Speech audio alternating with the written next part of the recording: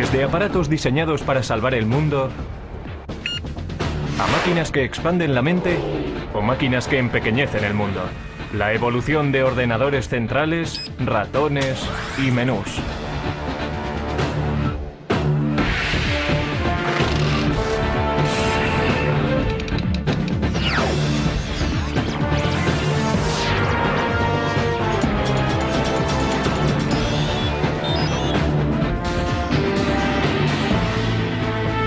El ordenador ha revolucionado la manera en la que trabajamos, jugamos, viajamos y nos comunicamos.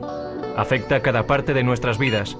Ya ha conseguido ayudar a ganar guerras, resolver problemas aparentemente irresolubles y nos ha lanzado al espacio. La era de los ordenadores no ha hecho más que empezar. Estamos todavía en la edad de piedra. A medida en que vayamos avanzando en el siglo, no habrá una distinción clara entre la inteligencia humana y la inteligencia de la máquina. La mayor parte de la gente hoy en día sabe qué es un ordenador personal e incluso algo sobre su manejo.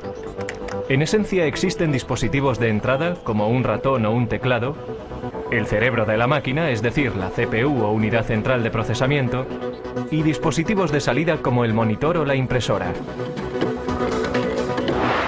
Por dentro, el ordenador realiza su magia haciendo millones de pequeños cálculos por segundo.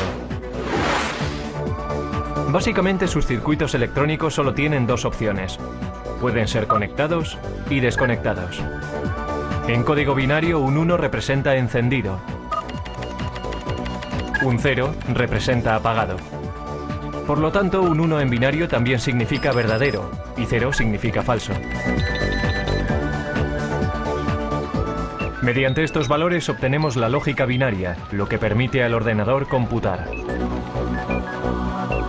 El ordenador solamente conoce el código binario de unos y ceros y lo utiliza para hacer cálculos y transformar personas normales en autores, animadores y navegantes de la red. El ordenador crea su magia mediante la velocidad a la que puede calcular. Un PC medio realiza 100 millones de cálculos por segundo. Pero eso no es nada comparado con algunas de las máquinas industriales actuales. Estos son los laboratorios nacionales de Lawrence Livermore, hogar del ordenador más rápido del mundo. El Departamento de la Iniciativa Informática Estratégica Acelerada de la Energía, ASCII White. Para la creación de estas máquinas ASCII, tomamos la típica estación IBM que podrías comprar en cualquier sitio.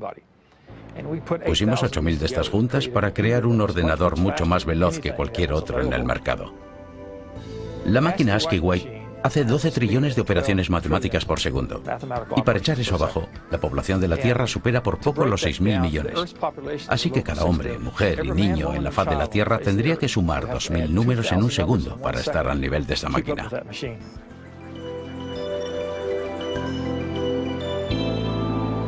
Como si fuera el guardián del silicio, el ASCII White está dedicado al servicio del país.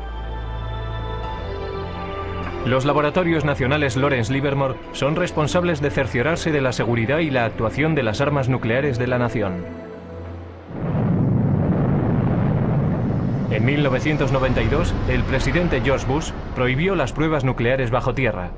Eso hace que sea muy difícil calcular el arsenal nuclear.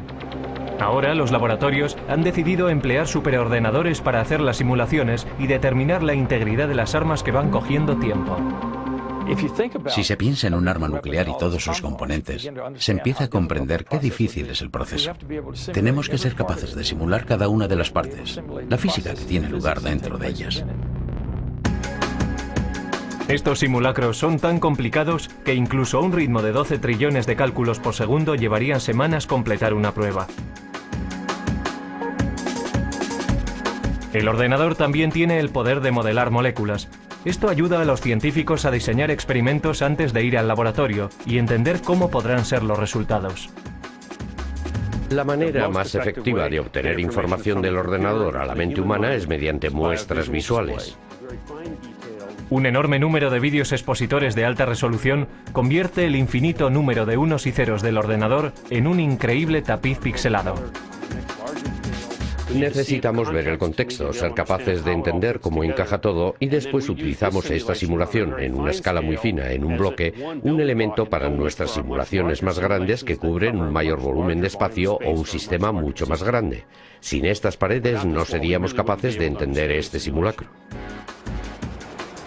Paradójicamente, mientras la tecnología va haciéndose más pequeña, los superordenadores como el White siguen ocupando todavía un gran espacio y una atención especial. Bien, estamos en la habitación eléctrica, que en realidad está al otro lado de la pared de la habitación del ordenador. Un ordenador de este tamaño necesita mucho material de apoyo. El ordenador ahora requiere aproximadamente 1,3 megavatios, eso es más o menos unas 1300 ohms. Requiere manipuladores de aire y refrigeradores. 3 refrigeradores de 675 toneladas impiden que el White se sobrecaliente haciendo circular agua fría a través de tuberías bajo el suelo. La máquina representa el esfuerzo coordinado de cientos de brillantes cerebros. Pero con la máquina ASCII podemos rastrear su origen hasta un hombre que no estaba demasiado preocupado por la seguridad nacional, pero tenía un gran interés en el ganado. Charles Babbage fue un científico británico que inventó el salvaganado para evitar que los trenes de vapor descarrilaran chocando contra bovinos desconcertados. También se le considera por muchos el padre del ordenador. Babbage fue un científico extraordinario. Quiero decir que fue fantástico. Se adelantó 100 años a su tiempo. No se puede decir de muchas personas, pero sí se puede decir sobre Babbage. A comienzos del siglo XIX, concibió la idea de ordenadores mecánicos. Es decir, ordenadores que iban a hacer más que calcular, que iban a poder guardar información, almacenar números y volver sobre ellos cuando lo necesitaran. E iba a poder imprimir las respuestas que ofrecía.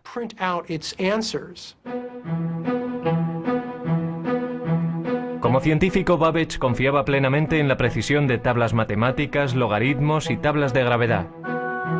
Computar esos cuadros es lo que la gente conoce por ordenadores. Desafortunadamente, estos ordenadores cometían errores con frecuencia, enfureciendo así a su inventor. Errar es humano, pero para Babbage, ser humano no era suficiente. Primero previó un complejo sistema de engranajes y ejes que trabajaban juntos para hacer cálculos. Después de 10 años de trabajo, sin embargo, tiró el proyecto a la basura. Solo lo completó parcialmente para diseñar un aparato incluso más sofisticado. Una máquina que poseyera los componentes básicos de los ordenadores modernos. Las tarjetas perforadoras le proveían las entradas. Un mecanismo llamado el molino hacía los cálculos y el almacén guardaba los nombres como memoria. Lo llamó el motor analítico. El motor analítico hacía cálculos mecánicamente. Después de introducir los datos, el mecanismo tenía que ser accionado por una manivela, haciendo girar cientos de engranajes intrincados, ejes y ruedas numeradas para calcular los resultados. Babbage anticipó que la máquina de 15 pies de altura funcionaría a vapor por su tamaño. Pero Babbage nunca construyó una máquina. Su protoordenador se colapsó antes de que pudiera completarlo. Fue víctima de herramientas imprecisas y de la falta de fondos. Todo esto ocurrió 100 años antes de que se volviera a concebir la idea de un aparato así. Alentado por una eclosión de población en América, el siguiente paso en la evolución del ordenador vino al final del siglo XIX, cuando oleadas masivas de inmigrantes amenazaban con sobrecargar el censo americano de 1890. En 1887, la oficina del censo todavía llevaba la cuenta del recuento de 1880 a mano. Desesperados suplicaban por otra forma de tabular los resultados. Entonces fue cuando un anterior inspector del MIT llamado Hermann Hollerith introdujo una serie de máquinas que harían que el recuento del censo fuera tan fácil como contar 1, 2 y 3. Cada persona estaba representada por una tarjeta. Los individuos tenían que perforar las cajas relacionadas con su edad, sexo, raza y profesión. Los trabajadores del censo entonces introducían las tarjetas perforadas en las máquinas. La tabulación se hacía con electricidad. Al utilizar clavijas eléctricas, los resultados se registraban en una serie de diales, como si fueran relojes. Otras máquinas separaban las tarjetas. Las máquinas de Hollerith aceleraban de forma vertiginosa el procesamiento de la información. En solo 6 semanas se había hecho el recuento del censo de 1890 de 62.622.250 habitantes. Entonces Hollerith continuó comercializando ese invento. Se dio cuenta de que el censo era un gran cliente, pero seamos realistas, si solo recibes un pedido una vez cada 10 años. Entonces salió y consiguió hacer negocio entre los ferrocarriles, por ejemplo, y formó una compañía que finalmente se convirtió en la base para la IBM. La invención de Hollerith fue un hito en el camino de lo mecánico a lo digital. Pero todavía faltarían 50 años y el poder destructivo de una guerra mundial para que arrancara el primer ordenador verdadero. Antes de los años 30, los aparatos mecánicos computacionales se utilizaban para seguirle la pista a la población, pasajeros de tren y archivos de seguros de vida. Pero los primeros ordenadores digitales electrónicos se construyeron con un objetivo mucho más persuasivo en la mente: ayudar a ganar una guerra mundial. Una de las máquinas más tempranas se propuso por los británicos para romper el código alemán, conocido por Enigma. Con ello empezaron a creer que se podía ganar la guerra. Una de las personas que trabajó para romper el código Enigma fue Alan Turing. Su trabajo antes de la guerra ayudó a establecer la base teórica para los ordenadores que se construyeron en los 40. En el norte de Londres, en unas instalaciones secretas en Bletchley Park, los británicos construyeron Colossus, un tipo de ordenador diseñado para romper el código Enigma. Colossus comparaba secuencias de letras a un ritmo de 25.000 caracteres por segundo. La máquina solo podía realizar la tarea de unir letras, pero lo hacía muy bien. Sus transmisiones descifradas alemanas se denominaron el ultrasecreto, el secreto mejor guardado de la guerra. Principalmente, el Colossus llevaba a cabo funciones logísticas de las letras de un alfabeto en una corriente de letras que venían de un mensaje de radio interceptado. No los descifraba, pero sí podía efectuar una serie de combinaciones que en gran medida se asemeja a lo que hace un ordenador. Mientras el Colossus rompía códigos alemanes, al otro lado del Atlántico los ingenieros trabajaban para construir otro aparato computacional, una máquina que influiría directamente en el diseño de todos los ordenadores futuros.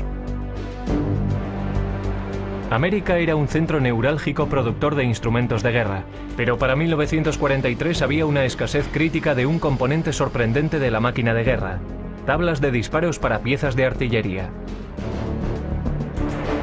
Estas tablas permitían a los artilleros apuntar sus armas correctamente en gamas diferentes, altitudes, temperaturas y condiciones del viento.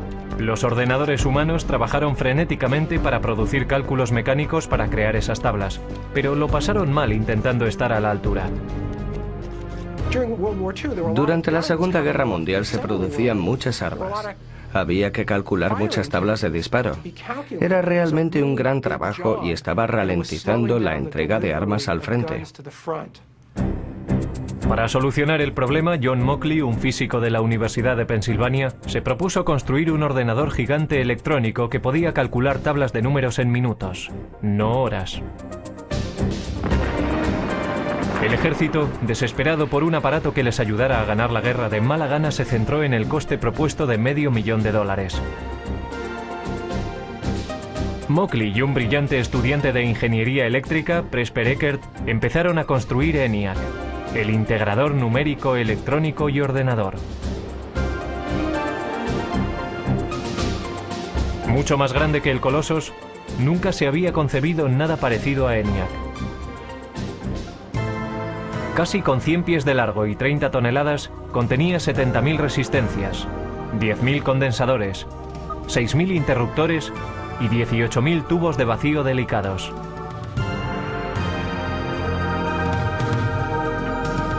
Los tubos funcionaban como bombillas. En una máquina cabían 18.000 tubos, por lo menos uno tenía que cambiarse cada pocos minutos. Después de 2 años de trabajo intenso, el equipo completó el ENIAC. 3 meses después, los japoneses se rindieron. Aunque no pudo acabarse a tiempo de ayudar a acabar la guerra, ENIAC fue una máquina maravillosa. Podía realizar 5.000 sumas, 357 multiplicaciones y 38 divisiones cada segundo. Lo interesante sobre ENIAC es que tenía una capacidad de propósito general. Podía reconfigurarse para solucionar otros problemas. Y nunca hubo ningún problema para encontrar trabajo para ENIAC. Todos los servicios armados exigían tiempo para poder usarlo, también clientes industriales y universidades. Así que se le mantuvo ocupado hasta bien entrados los 50.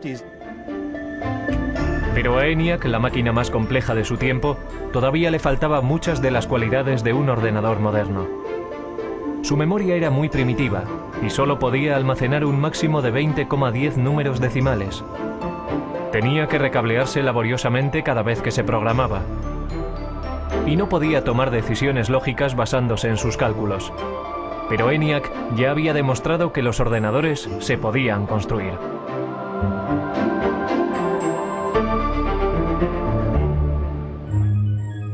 Justo antes del final de la Segunda Guerra Mundial, John von Neumann, un consejero de Ecker y Moseley en el proyecto ENIAC, escribió un ensayo que iba a influir de forma definitiva en el siguiente paso del diseño de ordenadores.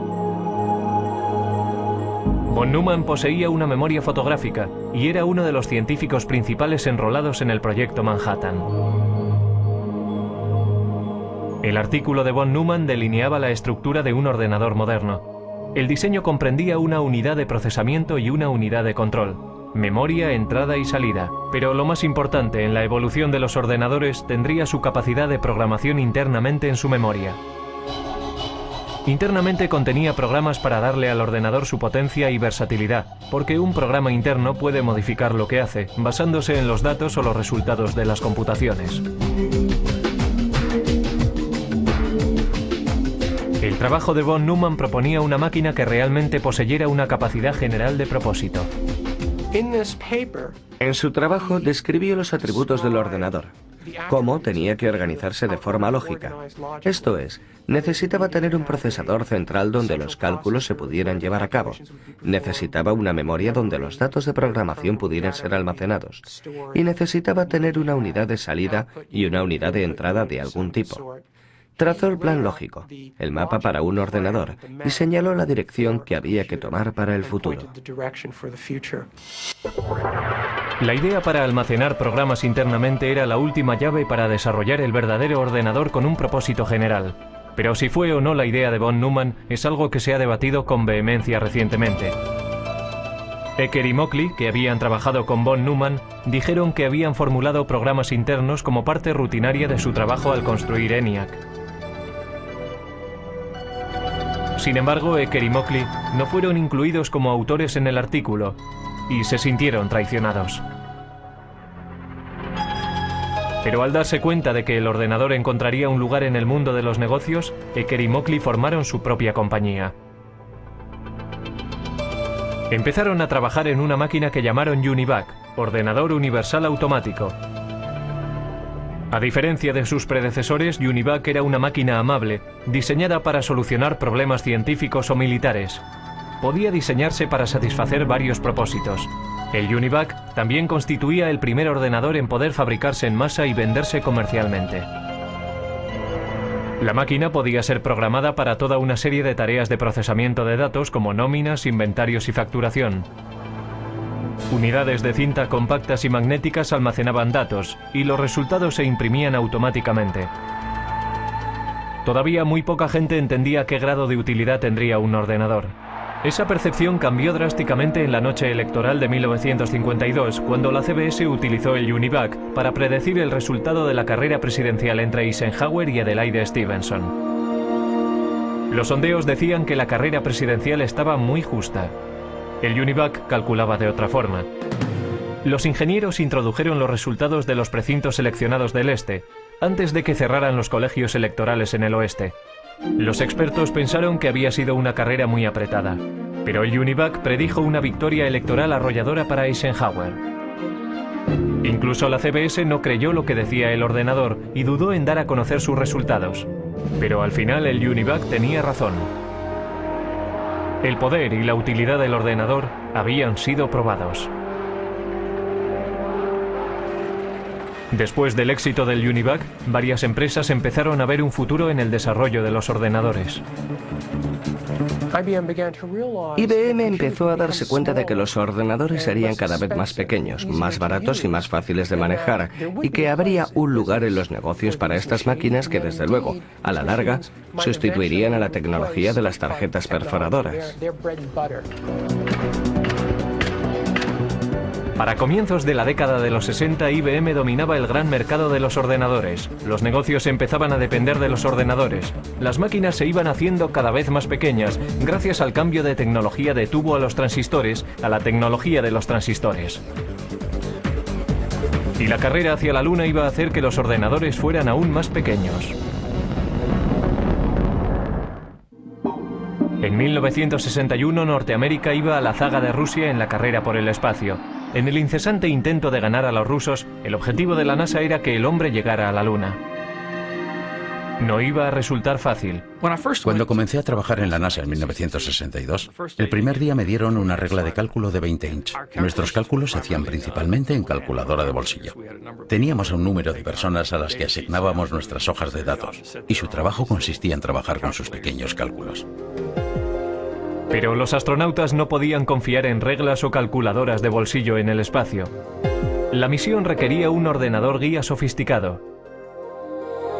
A principios de la década de los 60, sin embargo, una máquina tan potente como la que necesitaban ocupaba toda una habitación. La NASA intentó reducir el tamaño del problema. Afortunadamente, el primer gran avance en el camino a la miniaturización ya había tenido lugar. En 1947, 3 científicos en los laboratorios Bell inventaron el transistor. Un transistor ejecutaba la misma función de encendido y apagado que los tubos de vacío, pero era mucho más pequeño y más fiable. Los transistores se hacían con silicio y cable diminuto. El silicio es un semiconductor. Si se aplica un voltaje pequeño, se comportará como conductor, permitiendo que pase una corriente entre los cables. Si no hay voltaje, actuará más como un aislante bloqueando la corriente. Esta característica del silicio es lo que permitió a los transistores hablar el lenguaje binario de los ordenadores. Y harían del silicio la base para la industria de estos. El siguiente paso en la miniaturización tuvo lugar en 1959, cuando Robert Noyce y Jack Kilby, ingenieros para fabricantes rivales de transistores, llegaron a los mismos avances de forma independiente y que conducían a la misma idea revolucionaria. Toda una red de componentes electrónicos, transistores y todo incorporado en un solo chip de silicio. La gran innovación en la electrónica se llamó el circuito integrado.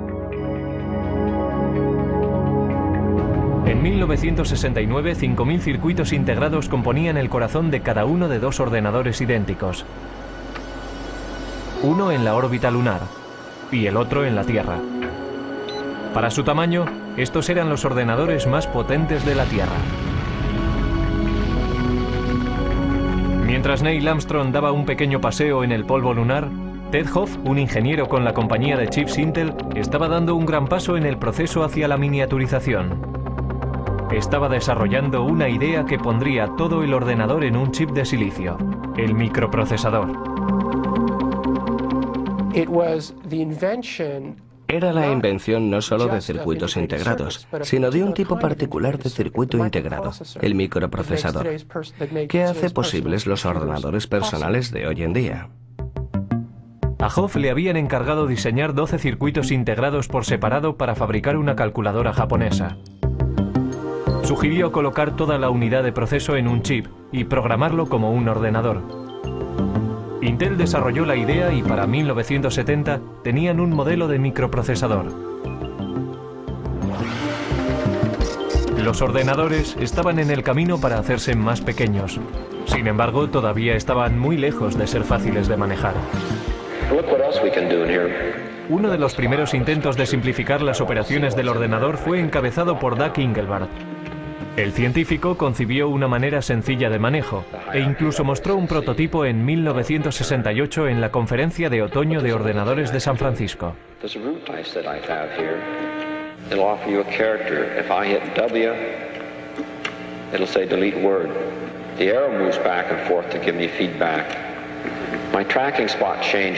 Soldando un teclado y un aparato para señalar que llamó ratón, Engelbart trabajaba con un ordenador a 30 millas de distancia, unido por microondas, y demostró que se podía procesar palabras en un hipertexto.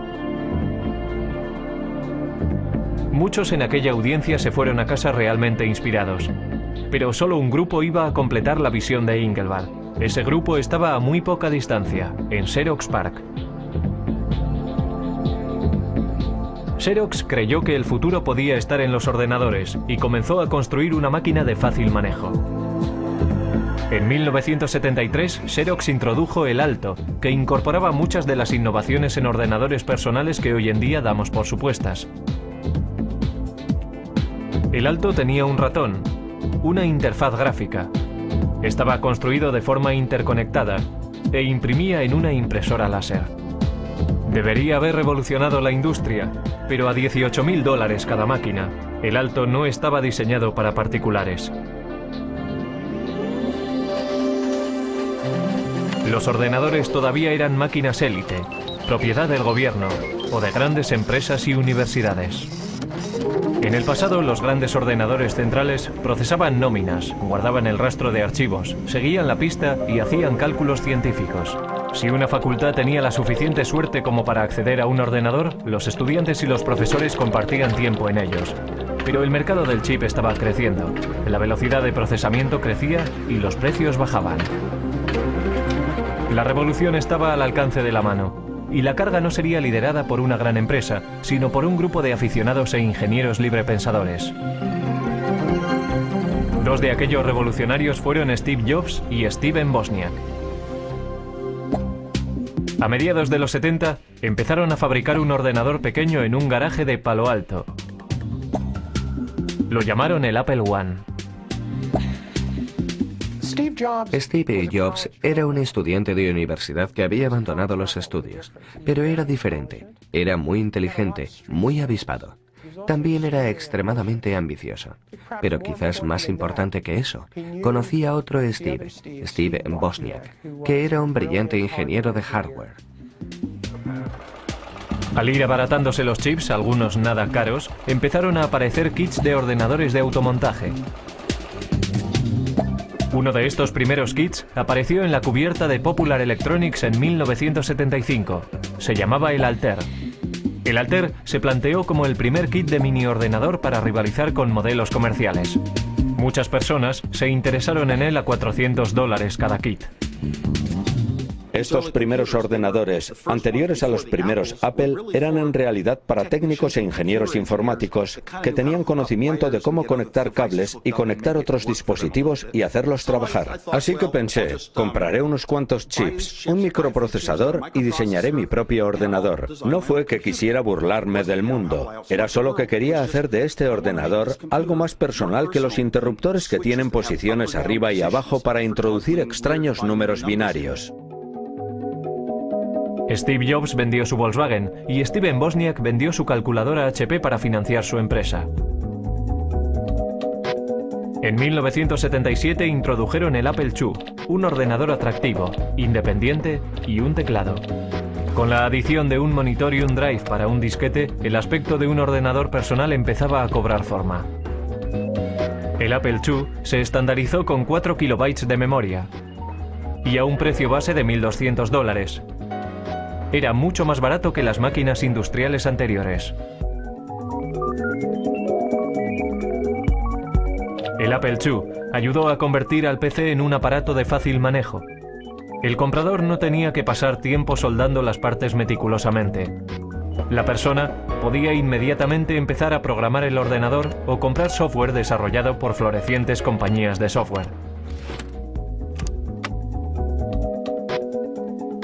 Con la esperanza de quitarle una parte de la cuota de mercado, en 1981 IBM introdujo su versión de un aparato ordenador personal, conocido simplemente por PC. Las ventas continuaron creciendo a principios de los 80. Pero antes de que el ordenador personal inundara todo el planeta, la máquina todavía había de simplificarse para el usuario, algo que cualquiera pudiera manejar. Los primeros ordenadores Apple, igual que los tempranos ordenadores personales, no tenían interfaces gráficas, no tenían ratones. Tenían lo que se conoce como una interfaz con línea de comandos. Esto es, uno tecleaba las instrucciones en el ordenador y las instrucciones aparecían como texto en la pantalla. Inspirados por el trabajo llevado a cabo en Xerox PARC, Apple tomó muchas de las mejores características de los ordenadores de Palo Alto, como la interfaz gráfica y el ratón, los mejoró y fabricó una máquina al alcance del bolsillo. Apple introdujo el ordenador Macintosh en 1984. Lo que hizo que el Macintosh fuera un ordenador fácil de usar era su sistema operativo y sus aplicaciones, conocido como software. El software es la lista de instrucciones que le dicen al ordenador lo que tiene que hacer, si tiene que comportarse como un tratamiento de textos o como una hoja de cálculo. Cada vez más, el software dominaba los avances que se hacían en la informática. Y Bill Gates, el joven presidente de una compañía de software llamada Microsoft, estaba allí para capitalizarse en el mercado creciente. Finalmente se convertiría en un gran nombre conocido, apostando por su visión en un vasto imperio de software y convirtiéndose en el hombre más rico del mundo. De vuelta a 1981, IBM decidió utilizar el sistema operativo de Microsoft, conocido como PC-2. Mientras iban surgiendo los primeros clones de IBM en el mercado, Microsoft era libre para vender el sistema MS-2 para también rivalizar con las compañías de ordenadores. IBM no intentó aferrarse al software y al hardware y tenerlos en dos compañías diferentes. Era genial para Microsoft. Todo el mundo podía venir y construir un ordenador Intel y Microsoft tenía el sistema operativo. Así que lo que pasó fue que entrabas en una tienda en aquellos días y marca tras marca todos los ordenadores ya eran compatibles y de pronto veías un Macintosh. La imitación es la forma más sincera del halago, pero Apple no se sintió halagada cuando Microsoft introdujo su plataforma Windows para PC. Windows imitaba, algunos dicen que robó, la interfaz gráfica, descargó menús y todo lo que Apple había popularizado. Existe la idea de que Bill Gates vino a Apple y copió el aspecto gráfico y el uso que después condujeron a Windows, porque cualquiera, una vez visto, no hay que verlo durante mucho tiempo. Bueno, ya sabes, este es el futuro, y una vez cruzas la puerta, ya no hay vuelta atrás. La verdadera historia es que nosotros necesitábamos software y Gates tenía una empresa, Microsoft, que escribía software, así que tuvimos que enseñarle un ordenador y darle copias para que lo escribiera. No había otra manera, y no lo llamaría robar exactamente. Es como ser un oportunista y buscar en los lugares apropiados y negociar la manera como lo quieres. Incluso cuando otro lo inventó primero, es difícil llamarlo robar. Las ventas se dispararon en los 80. De 500.000 máquinas al año en 1981 a 7 millones para el final de la década. Máquinas fáciles de manejar y software más sofisticado que nunca excitó la imaginación general. Pero la revolución estaba muy lejos de haber acabado. Internet estaba destinado a alterar enormemente la vida de las personas. Pronto, todo el planeta estaría atrapado en una red de la que no se puede escapar. Lo siguiente, ver cómo tu casa queda conectada, la televisión, la tostadora, la cafetera y el microondas. En la década de los 90 las ventas de ordenadores se dispararon, llevadas por la red. Yo diría que Internet es más importante que los ordenadores personales, aunque necesitas un ordenador personal para utilizar Internet. Es como, ¿qué es más importante, las calles o los coches? La web nos conecta, pero no de forma tan restrictiva como antes. La tecnología sin cable nos hace móviles. Ya hay asistentes digitales y aplicaciones de la web que siguen cambiando el aspecto y el papel de los ordenadores. Los microprocesadores están en todas partes. La línea divisoria entre ordenadores, teléfonos móviles y otros productos electrónicos es muy difusa. Es el continuo empequeñecimiento de la tecnología del chip lo que está espoleando la evolución. Lo que tengo aquí es una unidad de fabricación de tecnología de silicio. Y este ejemplo concreto es una lámina de microprocesador de Pentium 3. Eso es más o menos de 8 inches de diámetro. Y tiene capacidad para 200 microprocesadores Pentium 3.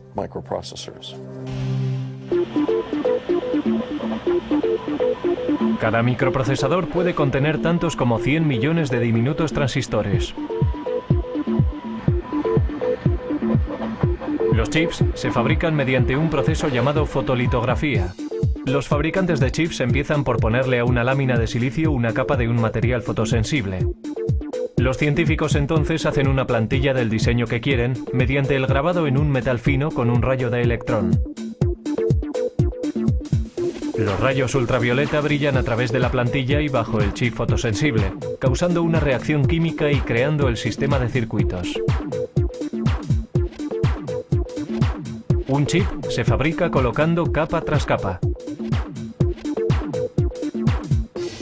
Estos chips, que son básicamente microordenadores, están encontrando su lugar en aparatos inteligentes.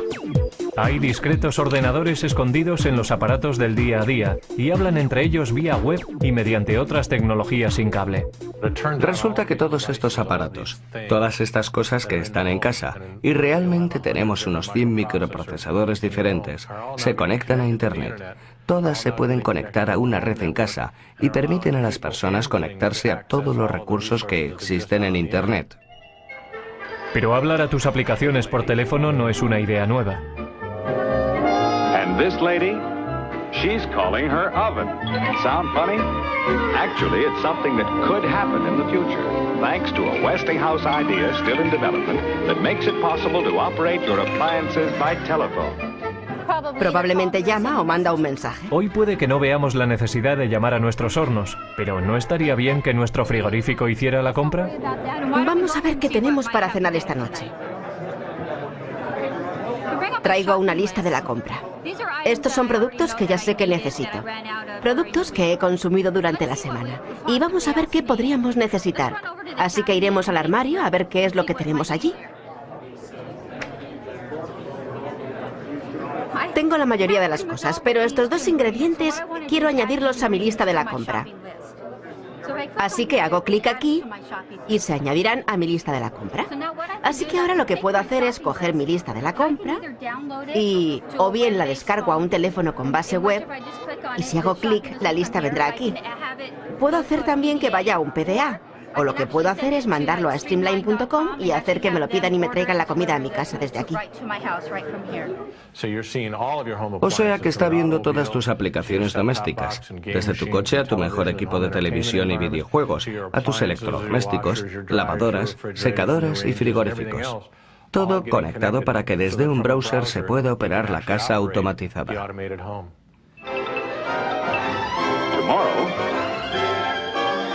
Westinghouse telephone control may allow you to feed your pets, open or close your windows, operate any of the appliances in your home, even if you're miles and miles and miles away. Si estás fuera de casa y viene alguien y toca la puerta cuando está conectada, alertará a mi teléfono. Entonces estoy fuera y desde mi teléfono puedo hacer varias cosas. Puedo llamar a mi casa, hablar con la persona. Puedo descargar la imagen de quién es. Puedo ver si es uno de mis hijos que se ha olvidado la llave. Puedo ir más allá con mi teléfono porque puedo controlar la puerta y dejarles pasar. A continuación, ordenadores del futuro que disparan la mente. Dentro de 10 años los ordenadores no serán objetos que trasladamos de un sitio a otro. Estarán en nuestras gafas lanzando imágenes directamente a nuestra retina.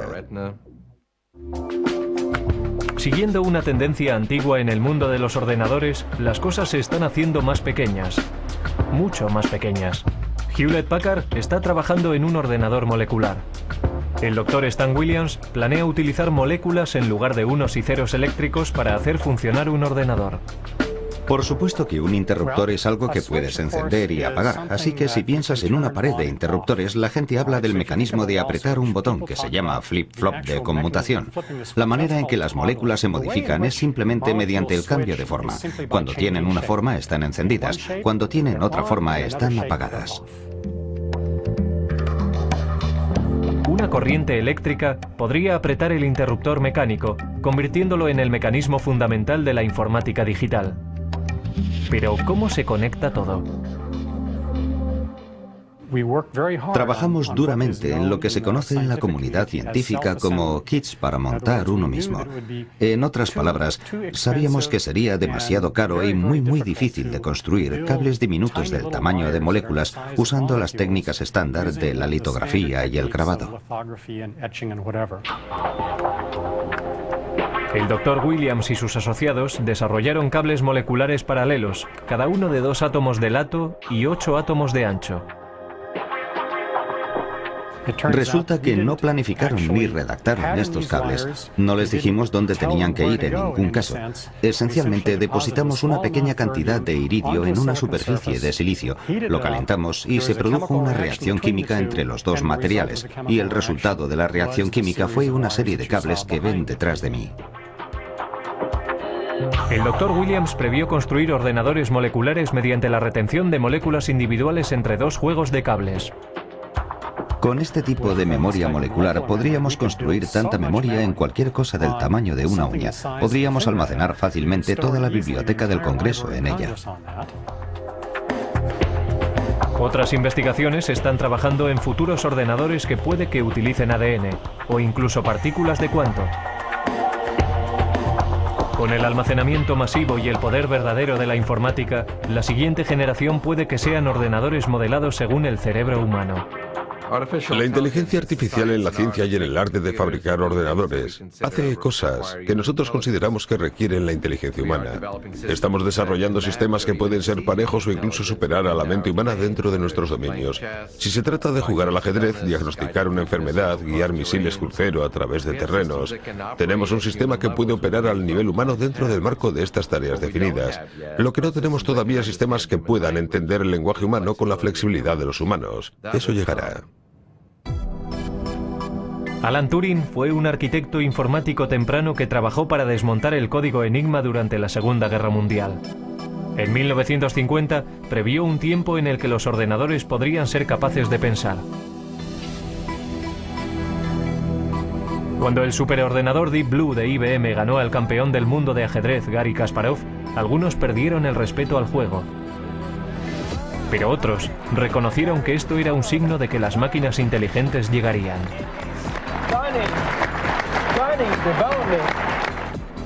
La electrónica molecular podría incluso borrar la línea entre el hombre y la máquina.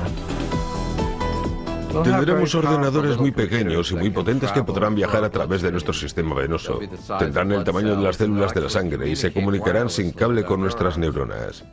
Así que seremos capaces de agrandar nuestra capacidad de pensar, velocidad de pensamiento, aumentar la memoria humana, incrementar nuestras habilidades cognitivas y modelos de reconocimiento mediante la combinatoria de nuestra inteligencia biológica con estas nuevas formas de inteligencia no biológica. Los ordenadores capaces de pensamiento cognitivo alegran a unos y atemorizan a otros. Lo veo como algo derivado de la inteligencia humana. En muchos casos serán copias de la inteligencia humana y encarnarán nuestros valores. Quizá por eso estamos preocupados, porque sabemos que la naturaleza humana en sí misma es dual. Tenemos una parte muy creativa y también una muy destructiva, y la tecnología está multiplicando eso. La tecnología es un arma de doble filo, capaz de producir tanta destrucción masiva como abundancia sin precedentes.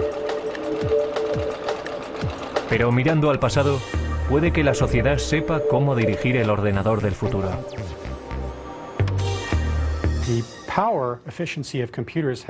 El poder eficaz de los ordenadores se ha incrementado por un factor de 100 millones en tan solo 50 años. Tan sorprendente como esto, nuestros estudios en física fundamental nos dicen que debería ser posible aumentar aún más el poder eficaz de los ordenadores por otro factor de 1 billón más de lo que son hoy. Lo que eso me dice es que la edad del ordenador no ha comenzado aún.